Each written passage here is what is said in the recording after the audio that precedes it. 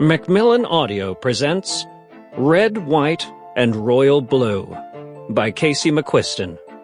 Read for you by Ramon de Ocampo.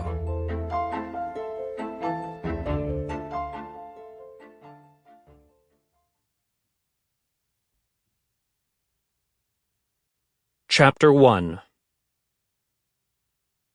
On the White House roof, tucked into a corner of the promenade, there's a bit of loose paneling right on the edge of the solarium. If you tap it just right, you can peel it back enough to find a message etched underneath, with the tip of a key, or maybe a stolen West Wing letter opener. In the secret history of first families, an insular gossip mill sworn to absolute discretion about most things on pain of death, there's no definite answer for who wrote it. The one thing people seem certain of is that only a presidential son or daughter would have been daring enough to deface the White House. Some swear it was Jack Ford, with his Hendrix records and split-level room attached to the roof for late-night smoke breaks. Others say it was a young Lucy Johnson, thick ribbon in her hair. But it doesn't matter. The writing stays, a private mantra for those resourceful enough to find it. Alex discovered it within his first week of living there. He's never told anyone how. It says, Rule number 1. Don't get caught. The east and west bedrooms on the second floor are generally reserved for the first family. They were first designed as one giant state bedroom for visits from the Marquis de Lafayette in the Monroe administration, but eventually they were split. Alex has the east, across from the treaty room, and June uses the west, next to the elevator. Growing up in Texas, their rooms were arranged in the same configuration, on either side of the hallway. Back then, you could tell June's ambition of the month by what covered the walls. At 12, it was watercolor paintings. At 15, lunar calendars and charts of crystals.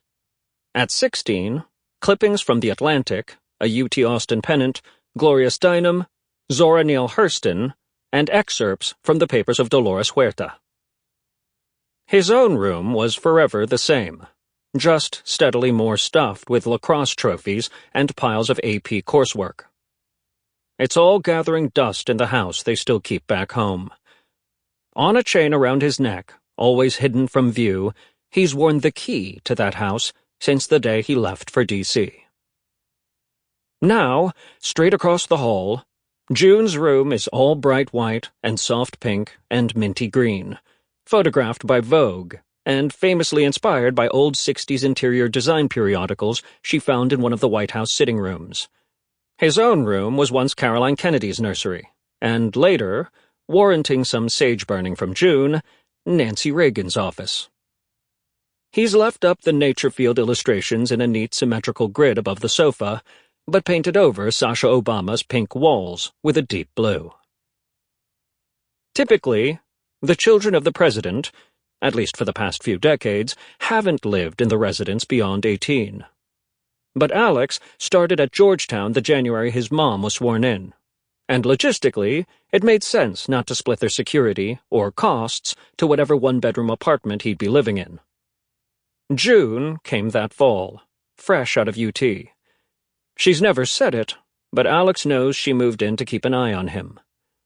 She knows better than anyone else how much he gets off on being this close to the action, and she's bodily yanked him out of the West Wing on more than one occasion.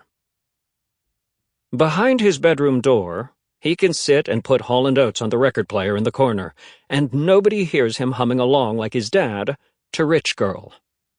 He can wear the reading glasses he always insists he doesn't need. He can make as many meticulous study guides with color-coded sticky notes as he wants.